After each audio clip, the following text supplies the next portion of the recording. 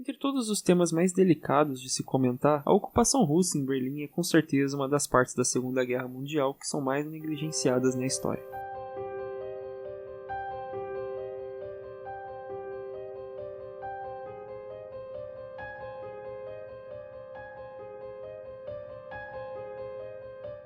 Quando você ouve falar sobre a União Soviética e a ação dela na Segunda Guerra Mundial, qual é a primeira imagem que vem em sua mente? Um exército poderoso, que foi fundamental na derrota da Alemanha nazista e do eixo, ou um exército vermelho sucateado, financiado pelo grande capital, e que perdeu todas as suas campanhas militares até o final da guerra, também predominantemente formada por estupradores? Essa segunda versão é com certeza uma das menos populares que você já deve ter visto por aí. É claro, muitos temas que rondam a ação da União Soviética na Segunda Guerra Mundial ainda são tabu. A verdade é que até na Rússia existe uma lei que impede que as pessoas falem sobre isso. Inclusive pode dar até prisão por lá. E isso acaba impedindo que muitas informações e pessoas compartilhem o que elas sabem sobre esses temas. A realidade é que a confusão atual sobre o que de fato aconteceu na Segunda Guerra Mundial é culpa totalmente da propaganda estatal soviética. Propaganda que procurava superestimar a ação do Exército Vermelho no conflito, colocando-o como fundamental para a resolução dos fatos e também numa posição heróica, como o salvador do mundo contra os inimigos do eixo. A verdade que nós conhecemos hoje é que a União Soviética na verdade tinha um exército sucateado, que foi completamente financiado pela indústria americana, como também aconteceu com a Inglaterra, por exemplo, que estava bem enfraquecida após sucessivos confrontos com o eixo. Como também é de conhecimento geral que a União Soviética também perdeu boa parte das suas campanhas militares até o final da guerra, só conseguindo avançar nos seus territórios do leste europeu quando os aliados já avançavam pelo ocidente, dividindo assim o eixo em dois. Fatos históricos não faltam para que nós possamos demonstrar o quão desqualificado estava o Exército Vermelho naquela época, como por exemplo a Batalha da Finlândia, onde a União Soviética foi completamente repelida pela defesa finlandesa, e ainda no final tendo que assinar um acordo para ficar apenas com parte dos territórios. Essa fraqueza demonstrada pelo Exército Vermelho na época despertou em Hitler o interesse em invadir o território russo. Agora que desconstruímos um pouco a visão heróica e romântica da ação da União Soviética, podemos falar um pouco dos crimes de guerra e absurdos cometidos por eles durante todo esse período. Os estupros em massa ocorreram ao longo de todo o território da Alemanha ocupado ao final da guerra, mas principalmente em Berlim,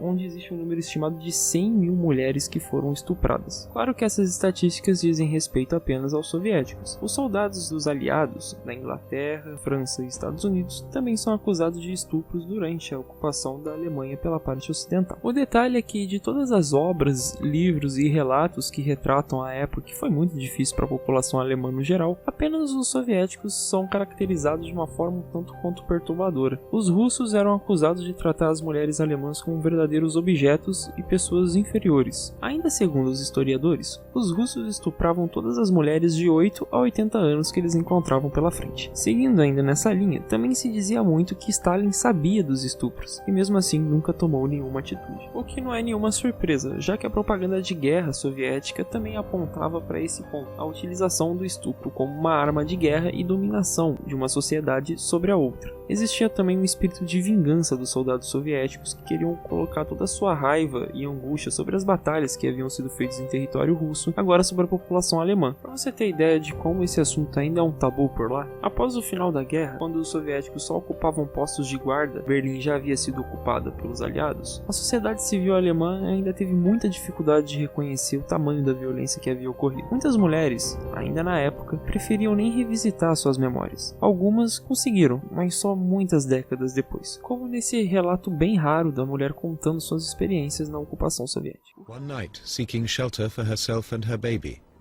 Anna Zedek encountered a group of Red Army soldiers. Dann kamen Russen und haben mich immer beleuchtet mit Taschenlampe, nicht, oder was sie da hatten. Und dann kam einer und sagt, Frau, jetzt bekommst du ein Quartier.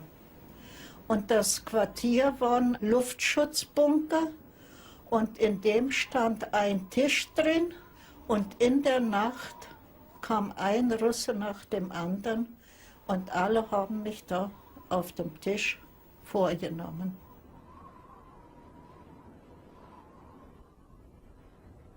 Da ist man wie tot. Der ganze Körper ist wie verkrampft. Ekel empfindet man da. Ekel. Ich kann mich nicht anders ausdrücken.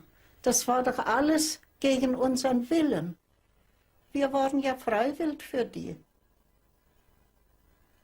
Das ging am Laufenden. Ich kann nicht sagen, 10, 15, jedenfalls das kam und ging. Das sind viele, die hintereinander gekommen sind.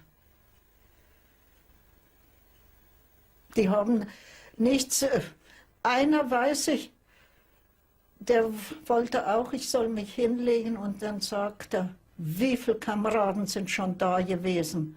Ziehen Sie sich O an. relato dessas mulheres é realmente muito impressionante, até pela descrição dos fatos, como eles ocorreram, a violência empregada nos fatos. Todas as descrições, escritos, obras que retratam esses acontecimentos são realmente bem pesados, ainda mais para quem tem pouco estômago para esse tipo de tema, como estupro, por exemplo, e violência sexual no geral, né? A verdade é que o exército soviético na época tratou toda a sociedade civil alemã, não só as mulheres, no geral, como uma raça inferior, o que é um tanto quanto curioso, já que era uma atitude esperada do exército nazista. O que muitos deixam de levar em consideração é que o exército vermelho, como qualquer outro exército ao redor do mundo, é apenas um espelho da sua própria população. Os comunistas eram laicistas, desprovidos de moral, de costumes, valores, logo achariam completamente normal estuprar outra pessoa ou violentar o seu inimigo, como também praticar crimes de guerra. E o engano das pessoas está em achar que isso é uma exceção. O regime comunista na verdade cria esse tipo de atitude. Pense por exemplo nos massacres da China, fuzilamento em Cuba e pense também na destruição e morte da oposição na Venezuela. Não é uma exceção. O regime comunista cria esse tipo de coisa, como também o regime nazista criou também. A verdade é que defender regimes totalitários só te torna mais burro e alienado. Só que a diferença fundamental entre essas duas ideologias centralizadoras é que apenas uma delas ainda é defendida publicamente como algo bom. Если вы узнали, что кто-то кого-то изнасиловал, то Да, никто на это не обращал внимания, наоборот, рассказывали солдаты друг другу, и, так сказать, это был такой импульс, так сказать, его геройства или доблести, или как так сказать, что он там переспал с такой-то, понимаешь, женщиной, или одной, или двумя, или тремя, вот так. Даже если кого-то там и убили, ну так мало ли что, тоже война.